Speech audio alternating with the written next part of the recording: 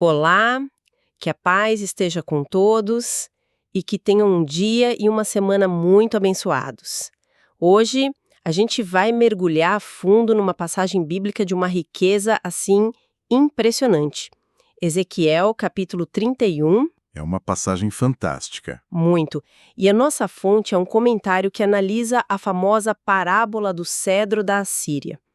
E a nossa missão aqui, sabe, vai além de só entender a história. Uhum. A gente vai tentar decifrar como é que uma profecia antiga usa a queda de uma superpotência, a Assíria, para mandar um alerta direto para outra, o Egito. Certo. E o que isso pode nos ensinar hoje, né? Sobre poder, orgulho, a fragilidade das coisas, enfim. Ok, vamos desvendar essa história. Vamos lá. Para começar, a própria estrutura da profecia já é curiosa, né? Em vez de dizer, Egito, você vai cair, o profeta conta uma história longa, super detalhada sobre a Síria. Exato. É uma abordagem indireta, quase, cinematográfica. Por que não ir direto ao ponto? Qual o poder de usar a história de uma nação para falar sobre o futuro de outra? Olha, é uma estratégia brilhante e revela uma compreensão, assim, profunda da natureza humana. Um aviso direto, ele pode ser facilmente descartado, né? Ah, isso não vai acontecer comigo. Sim, a gente se defende logo. Exatamente. Mas uma história, um exemplo concreto e ainda por cima recente, isso é bem mais difícil de ignorar. A fonte que a gente está usando ressalta que a Assíria não era um exemplo qualquer. Não mesmo. A gente está falando do império que dominou o cenário mundial por séculos. A capital deles, Nínive, era tipo o centro do universo conhecido. A queda deles não foi um evento qualquer, foi um trauma coletivo. Um trauma. Foi o equivalente geopolítico da queda de um meteoro. Nossa. Então era como mostrar um filme do desastre de outra pessoa e dizer, presta atenção, é isso que acontece quando se segue esse caminho. Não é uma ameaça, é uma evidência. É isso. Perfeito. O profeta está dizendo, lembram daquele império que parecia indestrutível? Aquele cuja sombra cobria o mundo? Então, vamos falar sobre ele. E a metáfora do cedro é linda para isso. É perfeita. A imagem de uma árvore gigante, com galhos que chegam nas nuvens, onde todos os pássaros do céu fazem ninho. Isso não é só poesia, sabe? É uma descrição precisa da esfera de influência assíria. As outras nações viviam sobre essa sombra. Exato. Dependendo da estabilidade, do poderio militar deles. A queda dessa árvore não ia afetar só o tronco, mas todo o ecossistema que dependia dela. E a fonte nos lembra do contexto. A Babilônia, que derrubou a Síria, era a nova potência. Então a velha ordem tinha virado de cabeça para baixo. Uhum. Para o Egito, que também se via como eterno, ver a Assíria cair para a Babilônia deveria ter sido um alerta ensurdecedor. Exato. A queda de Nínive em 612 a.C. foi um evento cataclísmico. E a profecia de Ezequiel acontece poucos anos depois. Então a memória estava muito fresca. Ele estava evocando um trauma recente para evitar um desastre futuro. E o texto descreve a grandiosidade da Assíria, do cedro, de uma forma quase mítica. Fala da beleza, da altura incomparável. Mas aí é que a coisa vira. E a fonte que a gente analisou aponta direto para a causa da queda. Sim. A própria grandiosidade se tornou armadilha. Exatamente. O versículo 10 é o coração da parábola, é o ponto de inflexão.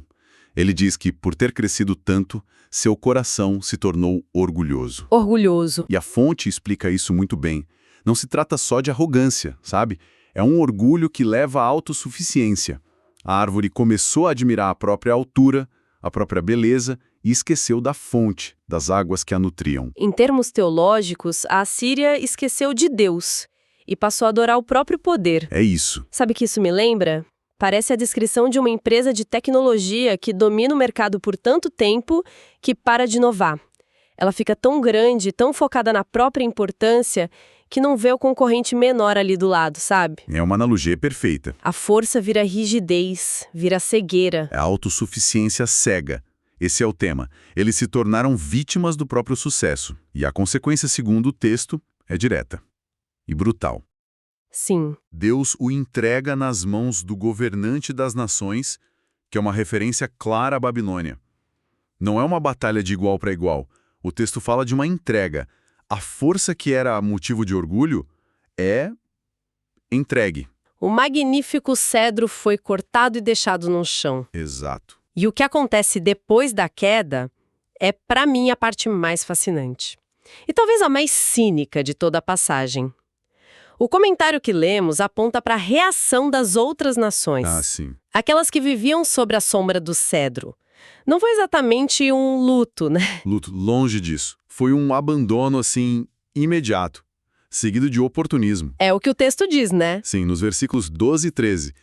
Todos os povos da terra se retiraram de sua sombra e o abandonaram, e as aves do céu pousaram em seus galhos caídos. Nossa, que imagem forte. É desoladora. Aqueles que antes se beneficiavam da proteção, agora vêm para tirar proveito da carcaça. Mas espera aí, será que a gente pode culpar essas nações? Talvez não seja só oportunismo. A Assíria era conhecida por sua brutalidade. Vamos combinar. É um ótimo ponto. Talvez o que o texto descreve não seja traição, mas alívio. Uma celebração da liberdade com a queda de um opressor. Essa é uma leitura muito perspicaz e absolutamente válida. O texto não entra na motivação deles, né?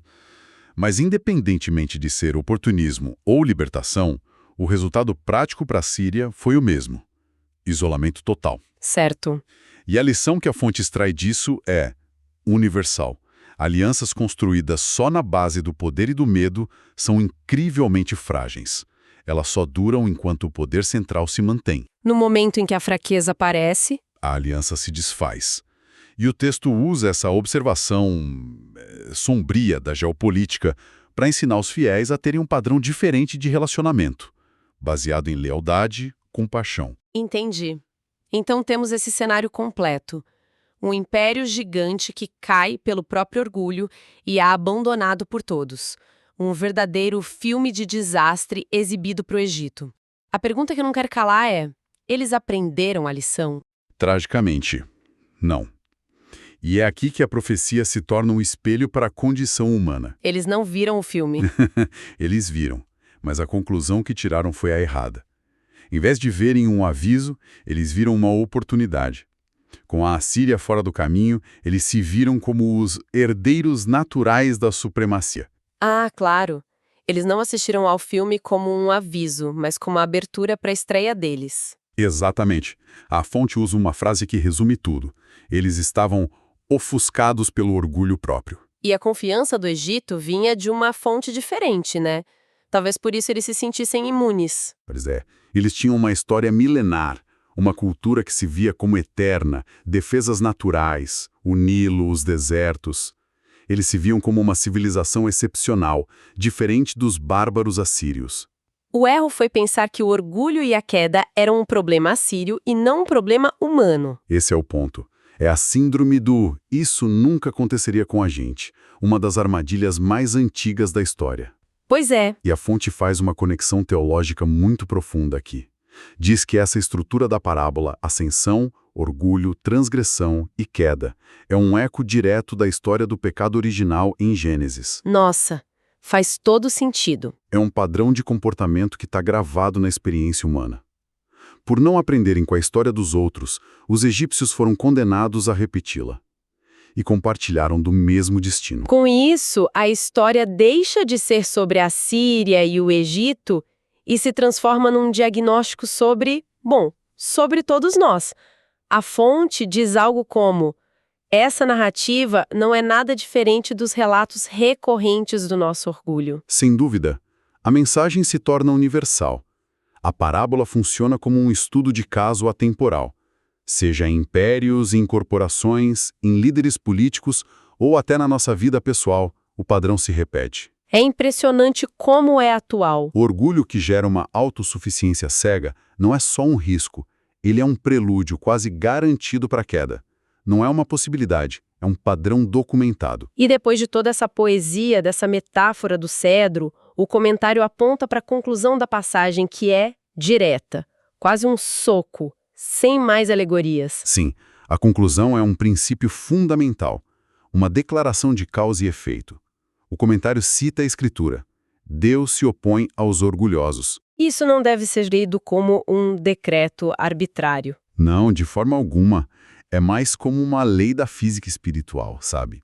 O orgulho te infla, te faz subir, mas também te torna frágil e te desconecta do chão, da realidade. A queda se torna uma consequência natural. E as histórias da Síria e do Egito são os exemplos vivos disso. São os experimentos de laboratório que provam esse princípio. É um alerta que atravessa os séculos e chega até nós. Então, para sintetizar o que a gente explorou aqui, a parábola do cedro em Ezequiel 31 é muito mais que uma profecia antiga. É uma alegoria poderosa sobre como o orgulho transforma força em fraqueza. É um comentário afiado sobre a natureza das alianças baseadas em poder. E, acima de tudo, um estudo sobre a nossa trágica tendência de ignorar os avisos da história. Uma síntese perfeita. Vemos um ciclo que continua relevante até hoje. Com certeza. E talvez essa análise nos deixe com uma reflexão final. O texto mostra esse ciclo claro de ascensão, orgulho e queda. Sim. E isso nos leva a perguntar: se é tão fácil reconhecer o orgulho nos outros, nos impérios caídos, nos líderes arrogantes, como é que a gente pode desenvolver a humildade e a sabedoria para identificar e quebrar esse mesmo ciclo em nossas próprias vidas, em nossas comunidades, antes que seja tarde demais? Deus abençoe todos os ouvintes.